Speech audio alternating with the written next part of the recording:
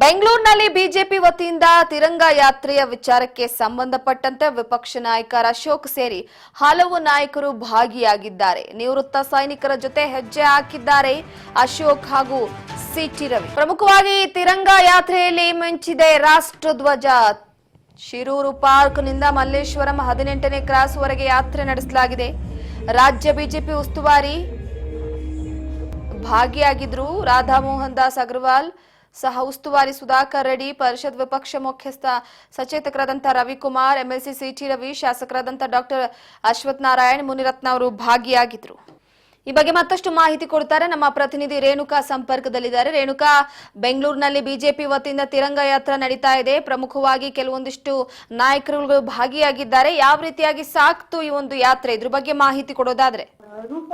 ಪಹಲ್ಗಾಮ್ನಲ್ಲಿ ನಡೆದಂತಹ ಒಂದು ದಾಳಿಯನ್ನು ಖಂಡಿಸಿ ಈಗಾಗಲೇ ಭಾರತದಲ್ಲಿರ್ತಕ್ಕಂಥ ಸಾಕಷ್ಟು ನಾಗರಿಕರು ಕೂಡ ಸೇಡಿನ ಪ್ರತೀಕಾರಕ್ಕೆ ಕಾಯ್ತಾ ಇದ್ರು. ಆಪರೇಷನ್ ಸಿಂಧೂರ ಸಕ್ಸಸ್ ಆದ ಬೆನ್ನಲ್ಲೇ ಇದೀಗ ಭಾರತೀಯ ಸೇನೆ ಮೇಲೆ ಮತ್ತಷ್ಟು ಗೌರವ ಕೂಡ ಹೆಚ್ಚಿದೆ ಅಂತಾನೆ ಹೇಳ್ಬೋದು. ಪ್ರಸ್ತುತ ಏನು ಪಾಕಿಸ್ತಾನಕ್ಕೆ ಮತ್ತಷ್ಟು ಬುದ್ಧಿ ಕಲಿಸ್ಕೊಡ್ಬೇಕು ಅಂದ್ರೆ ಇಷ್ಟೆಲ್ಲ ದಾಳಿ ಆದ್ರೂ ಕೂಡ ಪಾಕಿಸ್ತಾನದವರು ತಮ್ಮ ಒಂದು ಉದ್ದಟತನವನ್ನು ಕೂಡ ಇದಕ್ಕೂ ಕೂಡ ತೋರ್ಸ್ಕೊಂಡು ಹೋಗ್ತಾ ಇರುವಂತದ್ದು. ಹಾಗಾಗಿ ಭಾರತೀಯರು ಎಲ್ಲರೂ ಕೂಡ ಭಾರತೀಯ ಒಂದು ಸೇನೆಗೆ ನಾವು ಬೆಂಬಲವನ್ನು ಘೋಷಣೆ ಮಾಡ್ತೀವಿ ಅನ್ನೋ ಒಂದು ನಿಟ್ಟಿನಲ್ಲಿ ಕೂಡ ತೋರ್ಪಡಿಸುವ ಒಂದು ರೀತಿಯಲ್ಲಿ ಇಂದು ಬೆಂಗಳೂರಿನ ರಾಜ್ಯ ಬಿಜೆಪಿ ವತಿಯಿಂದ ಕೂಡ ತಿರಂಗ ಯಾತ್ರೆಯನ್ನು ಕೂಡ ಆರಂಭ ಮಾಡಿದ್ರು. ಅದು ಸರಿಸುಮಾರು ಶಿರೂರು ಪಾರ್ಕ್ ನಿಂದ ಹಿಡಿದು ಮಲ್ಲೇಶ್ವರಂನ ಶಿರೂರು ಪಾರ್ಕ್ ನಿಂದ ಹಿಡಿದು ಮಲ್ಲೇಶ್ವರಂನ 18th ಕ್ರಾಸ್ ನ ಒಂದು PU ಬೋರ್ಡ್ ಮೈದಾನದಲ್ಲೂ ಕೂಡ ಅಂತ್ಯ ಆಯಿತು. ಸಾಕಷ್ಟು ಜನರು ಕೂಡ ಈ ಒಂದು ಮೆರವಣಿಗೆಯಲ್ಲಿ ಕೂಡ ಭಾಗಿಯಾಗಿದ್ರು. ನೂರಾರು ಸಂಖ್ಯೆಯಲ್ಲಿ ಮಾಜಿ ಸೈನಿಕರುಗಳು ಕೂಡ ಭಾಗಿಯಾಗಿದ್ರು. ವಿವಿಧ ಶಾಲಾ ಕಾಲೇಜುಗಳಿಂದ ಎಲ್ಲಾ ವಿದ್ಯಾರ್ಥಿಗಳು ಕೂಡ ಈ ಒಂದು ಮೆರವಣಿಗೆಯಲ್ಲಿ ಕೂಡ ಭಾಗಿಯಾಗಿದ್ರು. ಅದ್ರ ಜೊತೆಗೇನೆ ಬಿಜೆಪಿಯ ವಿರೋಧ ಪಕ್ಷ ನಾಯಕರಾದಂತಹ ಅಶೋಕ್ ಮತ್ತೆ ಮಾಜಿ DCM ಆದಂತಹ ಅಶ್ವಥ್ ನಾರಾಯಣ್ ಸೇರಿದಂತೆ ರಾಜ್ಯ ಉಸ್ತುವಾರಿಯಾದಂತಹ ರಾಧಾ ಮೋಹನ್ ದಾಸ್ ಅಗರ್ವಾಲ್ ಅವರು ಕೂಡ ಈ ಒಂದು ಮೆರವಣಿಗೆಯಲ್ಲಿ ಕೂಡ ಭಾಗಿಯಾಗಿದ್ರು. ಇನ್ನು ಈ ಒಂದು ಮೆರವಣಿಗೆಯ ಉದ್ದಕ್ಕೂ ಕೂಡ ಸಾಕಷ್ಟು ಒಂದು ಸಾರ್ವಜನಿಕರು ಕೂಡ ಸಾಕಷ್ಟು ಒಂದು ಬೆಂಬಲವನ್ನು ಕೂಡ ಕೊಟ್ಕೊಂಡು ಹೋಗ್ತಾ ಇದ್ರು. ಸುಮಾರು 9 ಅಡಿ ಅಗಲದ ಮತ್ತೆ 1500 ಉದ್ದದ ಒಂದು ರಾಷ್ಟ್ರ ಧ್ವಜದ ಮೆರವಣಿಗೆಯನ್ನು ಕೂಡ ಮಾಡಿದ್ರು. ಆ ಒಂದು ಮೆರವಣಿಗೆ ಸಾಗುವಂತಹ ದಾರಿಯಲ್ಲೂ ಕೂಡ ಸಾರ್ವಜನಿಕರು ಕೂಡ ಮೆರವಣಿಗೆಯಲ್ಲಿ ಭಾಗಿಯಾಗಿರ್ತಕ್ಕಂಥ ಎಲ್ರಿಗೂ ಕೂಡ ಸಹಕರಿಸುವ ಒಂದು ನಿಟ್ಟಿನಲ್ಲೂ ಕೂಡ ಅವ್ರಿಗೂ ಕೂಡ ಬೆಂಬಲವನ್ನು ಕೂಡ ಕೊಟ್ಟರು. ಜೊತೆಗೇನೆ ರಾಷ್ಟ್ರೀಯ ಧ್ವಜಕ್ಕೂ ಕೂಡ ಹೂಗಳನ್ನು ಹಾಕುವ ಮೂಲಕ ಗೌರವವನ್ನು ಕೂಡ ಸಮರ್ಪಣೆ ಮಾಡಿದ್ರು. ತದನಂತರ ಏನು PU ಬೋರ್ಡ್ ಮೈದಾನದಲ್ಲೂ ಕೂಡ 1 ಲಕ್ಷದ ಚದುರ ಅಡಿಯ ಒಂದು ದೊಡ್ಡ ರಾಷ್ಟ್ರ ಧ್ವಜಕ್ಕೂ ಕೂಡ ಗೌರವ ನಮನವನ್ನು ಕೂಡ ಇಲ್ಲಿ ಸಲ್ಲಿಸಲಾಯಿತು. ಜೊತೆಗೆ ಪಾಕಿಸ್ತಾನಕ್ಕೆ ಮತ್ತಷ್ಟು ಬುದ್ಧಿಯನ್ನು ಕೂಡ ಕಲಿಸಲೇಬೇಕು ಅಂತಕ್ಕಂಥ ಘೋಷವಾಕ್ಯಗಳು ಕೂಡ ಇಲ್ಲಿ ನೆರೆದಿರ್ತಕ್ಕಂಥ ಸಾರ್ವಜನಿಕರು ಕೂಡ ಹೇಳಿರುವಂತದ್ದು. ರೂಪ ಥ್ಯಾಂಕ್ ಯು ನಿಮ್ಮೆಲ್ಲ ಮಾಹಿತಿಗಾಗಿ ರೇಣುಕಾ. ಪ್ರಮುಖವಾಗಿ ನೋಡಿ, ಒಂದ್ ಕಡೆ ಪಹಲ್ಗಾಮಲ್ಲಿ ನಡೆದಂತಹ ಆ ಒಂದು ಘಟನೆಯ ವಿಚಾರವಾಗಿ ಬಿಜೆಪಿ ತೀವ್ರಗತಿಯಲ್ಲಿ ಖಂಡಿಸ್ಕೊಂಡು ಬರ್ತಾನೆ ಇದೆ. ಇನ್ನ ತಿರಂಗ ಯಾತ್ರೆ ಒಂದು ಕಡೆ ಕಾಂಗ್ರೆಸ್ನಿಂದಲೂ ಕೂಡ ಹಮ್ಮಿಕೊಳ್ಳಲಾಗಿತ್ತು. ಅದಾದ ನಂತರವಾಗಿ ಈಗ ಬಿಜೆಪಿಯಿಂದ ಮಲ್ಲೇಶ್ವರಂ ರಸ್ತೆಯಲ್ಲಿ ಉದ್ದಕ್ಕೂ ಕೂಡ ತಿರಂಗ ಧ್ವಜವನ್ನು ಹಾರಿಸುವ ಮುಖಾಂತರವಾಗಿ ಒಂದು ರೀತಿ ಖಡಕ್ ಆಗಿ, ಅಂದ್ರೆ ಯಾವುದೇ ಕಾರಣಕ್ಕೂ ಕೂಡ ನಾವು ಇದನ್ನ ಇಷ್ಟರ ಮಟ್ಟಿಗೆ ಸುಮ್ಮನೆ ಬಿಡಲ್ಲ ಅನ್ನೋ ರೀತಿಯಾಗಿ ವಿಪಕ್ಷ ನಾಯಕ ಅಶೋಕ್ ಸೇರಿ ಸಿಟಿ ರವಿ ಅವರು, ನಿವೃತ್ತ ಸೈನಿಕರು ಎಲ್ಲರೂ ಕೂಡ ಒಟ್ಟಿಗೆ ಹೆಜ್ಜೆ ಹಾಕಿದ್ರು.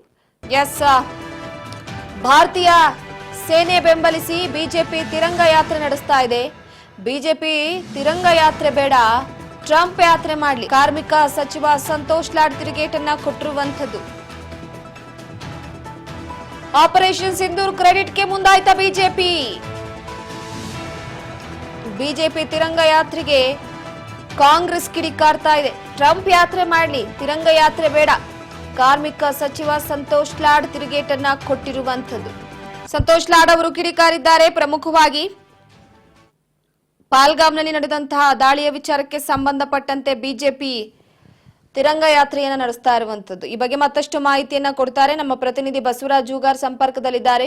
ಬಸವರಾಜ್, ಪ್ರಮುಖವಾಗಿ ತಿರಂಗ ಯಾತ್ರೆಯ ಮುಖಾಂತರವಾಗಿ ಭಾರತೀಯ ಸೇನೆಯನ್ನ ಬೆಂಬಲಿಸ್ತಾ ಇದೆ ಬಿಜೆಪಿ. ಇದರ ನಡುವೆ ವಾಗ್ದಾಳಿಯನ್ನ ಕಾಂಗ್ರೆಸ್ ನಾಯಕರು ಮುಂದುವರೆಸಿದ್ದಾರೆ, ಟ್ರಂಪ್ ಯಾತ್ರೆ ಮಾಡ್ಲಿ ಎನ್ನುವ ಮುಖಾಂತರವಾಗಿ.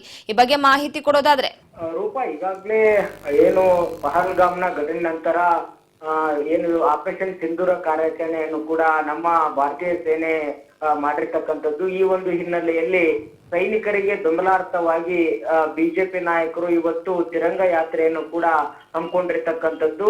ಆ ಯಾತ್ರೆಯಲ್ಲಿ ಬಿಜೆಪಿಯ ಪ್ರಮುಖ ನಾಯಕರು ಕೂಡ ಅದರಲ್ಲಿ ಭಾಗವಹಿಸಿರ್ತಕ್ಕಂಥದ್ದು. ಈ ಒಂದು ತಿರಂಗ ಯಾತ್ರೆ ವಿಚಾರಕ್ಕೆ ಸಂಬಂಧಪಟ್ಟಂತೆ ಕಾಂಗ್ರೆಸ್ ಪಕ್ಷದ ನಾಯಕರು ಕೂಡ ವಾಗ್ದಾಳಿ ನಡೆಸಿರ್ತಕ್ಕಂಥದ್ದು. ಈಗಾಗಲೇ ಸಚಿವ ಸಂತೋಷ್ ಲಾಡ್ ಅವರು ಕೂಡ ಏನು ಬಿಜೆಪಿ ನಾಯಕರು ತಿರಂಗ ಯಾತ್ರೆ ಮಾಡೋದ್ ಬೇಡ, ಟ್ರಂಪ್ ಅವರ ಭಾವಚಿತ್ರವನ್ನ ಇಟ್ಕೊಂಡು ಅವರ ಫೋಟೋವನ್ನ ಇಟ್ಕೊಂಡು ಟ್ರಂಪ್ ಯಾತ್ರೆ ಮಾಡ್ಲಿ ಅನ್ನುವಂತಹ ಹೇಳಿಕೆ ಕೊಡುವ ಮುಖಾಂತರ ಬಿಜೆಪಿ ನಾಯಕರ ತಿರಂಗ ಯಾತ್ರೆಗೆ ಒಂದು ತಿರುಗೇಟನ್ನು ಕೂಡ ಕೊಟ್ಟಿರ್ತಕ್ಕಂಥದ್ದು. ಪ್ರಮುಖವಾಗಿ ಈಗಾಗಲೇ ಏನು ನಮ್ಮ ಭಾರತ ಒಂದು ಸೇನೆ ಏನಿದೆ, ಸಾಕಷ್ಟು 3 ಸೇನೆಗಳು ಕೂಡ ಬಲಿಷ್ಠವಾಗಿರ್ತಕ್ಕಂಥದ್ದು.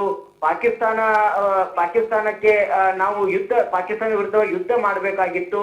ಆದ್ರೆ ಪ್ರಧಾನಿ ನರೇಂದ್ರ ಮೋದಿ ಅವರು ಇದ್ದಕ್ಕಿದ್ದಂತೆ ಕದನ ವಿರಾಮವನ್ನ ಘೋಷಣೆ ಮಾಡಿದ್ದಕ್ಕೆ ಅದರಲ್ಲೂ ಸಹಿತ ಅದರಲ್ಲಿ ಟ್ರಂಪ್ ಅವರು ಮಧ್ಯಸ್ಥಿಕೆ ವಹಿಸಿ ನಾವೆಲ್ಲ ಕೂತು ಚರ್ಚೆ ಮಾಡಿದ್ದಕ್ಕೆ ಇದು ಕದನ ವಿರಾಮವನ್ನ ಘೋಷಣೆ ಮಾಡಿದ್ದಾರೆ ಭಾರತದವರು ಅನ್ನುವಂಥದ್ದನ್ನ ಟ್ರಂಪ್ ಅವರು ತಮ್ಮ ಒಂದು ಪ್ರಭಾವವನ್ನ ಇಲ್ಲಿ ತೋರಿಸ್ತಾ ಇದ್ದಾರೆ. ಹಾಗಾಗಿ ಎಲ್ಲೋ ಒಂದು ಕಡೆ ಇದು ಪ್ರಧಾನಿ ನರೇಂದ್ರ ಮೋದಿ ಅವರು ಟ್ರಂಪ್ ಒಂದು ಹೇಳಿಕೆ ವಿಚಾರಕ್ಕೆ ಸಂಬಂಧಪಟ್ಟಂತೆ ಯಾವುದೇ ರೀತಿ ಮಾತನಾಡುತ್ತಿಲ್ಲ. ಹಾಗಾಗಿ ನಮ್ಮ ಭಾರತದ ದೇಶದ ಸ್ಥಿತಿ ಯಾವ ರೀತಿಯಾಗಿ ಬಂತು, ಪಾಕಿಸ್ತಾನದ ವಿರುದ್ಧವಾಗಿ ನಾವು ಯುದ್ಧ ಮಾಡ್ಬೇಕಾದ್ರೆ ಯಾರನ್ನು ಕೂಡ ಕೇಳಬೇಕಾಗಿಲ್ಲ, ಅಂತಹ ಸಾಮರ್ಥ್ಯ ನಮ್ಮಲ್ಲಿ ಇದೆ ಅನ್ನುವಂತ ಮಾತನ್ನು ಕೂಡ ಸಚಿವ ಸಂತೋಷ್ ಲಾಡ್ ಅವರು ಹೇಳಿರ್ತಕ್ಕಂಥದ್ದು. ಹಾಗಾಗಿ ಪ್ರಧಾನಿ ನರೇಂದ್ರ ಮೋದಿ ಅವರು ಈ ಬಗ್ಗೆ ಉತ್ತರವನ್ನ ಕೊಡ್ಬೇಕು. ಮತ್ತೆ ಒಂದ್ ಕಡೆ ಭದ್ರತಾ ಲೋಪ ಆಗಿರ್ತಕ್ಕಂಥದ್ದು ಕೂಡ ಚರ್ಚೆ ಆಗ್ಬೇಕು. ಮತ್ತೆ ಅವ್ರು ಏನೇ ನಿರ್ಧಾರ ಕೈಗೊಂಡ್ರು ಸಹಿತ ಏಕಪಕ್ಷೀಯವಾಗಿ ನಿರ್ಧಾರ ತೆಗೆದುಕೊಳ್ತಾರೆ, ವಿಪಕ್ಷಗಳ ಮಾತು ಕೂಡ ಕೇಳೋ ಹಾಗಿಲ್ಲ. ಮತ್ತೆ ವಿಶೇಷ ಸಂಸತ್ತು ಕೂಡ ಕರೀಲಿ, ಅದರಲ್ಲಿ ಈ ಬಗ್ಗೆ ಚರ್ಚೆ ಮಾಡೋಣ ಅನ್ನುವಂತದ ರೀತಿಯಲ್ಲಿ ಸಚಿವ ಸಂತೋಷ್ ಲಾಡ್ ಅವರು ಪ್ರಧಾನಿ ನರೇಂದ್ರ ಮೋದಿ ಅವರು ಮತ್ತೆ ಬಿಜೆಪಿ ವಿರುದ್ಧವಾಗಿ ಸಾಕಷ್ಟು ವಾಗ್ದಾಳಿಯನ್ನು ಇವತ್ತು ನಡೆಸಿರ್ತಕ್ಕಂಥದ್ದು ರೂಪ.